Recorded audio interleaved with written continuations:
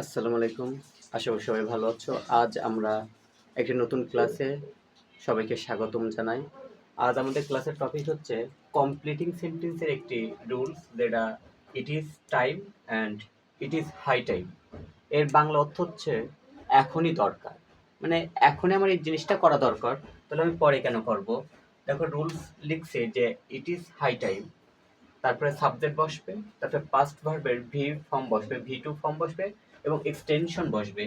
যেমন আমরা একটা উদাহরণ দিলে তোমরা হয়তো বুঝতে পারবা যে ইট ইজ হাই টাইম মানে এখনই দরকার।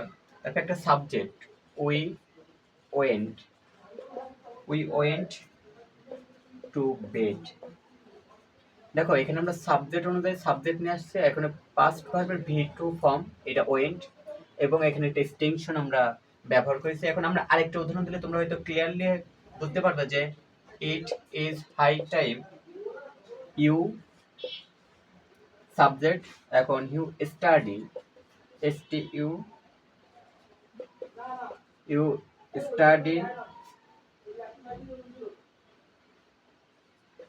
You study properly.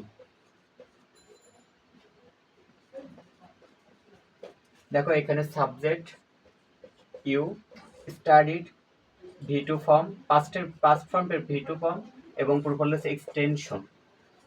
তো আমরা ইট ইজ টাইম এবং ইট ইজ হাই টাইম এই দিয়ে যদি কোনো কমপ্লিটিং সেন্টেন্স আসে তা আমরা 1 মিনিটেই বা নিমেষে আমরা করতে পারবো। শুধু এই স্ট্রাকচারটা আমরা ফলো রাখবো যে ইট ইজ হাই টাইম, এরপরে সাবজেক্ট, পাস্টের ভি টু ফর্ম এবং এক্সটেনশন এটা বসবে, মাস্টলি বসবে। তো আমরা এইটা যদি আমরা অনুযায়ী যদি নিয়ম ফলো করি তাহলে আমরা এরকম it is high time, it is high time এবং ইট ইজ টাইম দিয়ে অসংখ্য বাক্য আমরা তৈরি করতে পারবো। ধন্যবাদ সকলকে।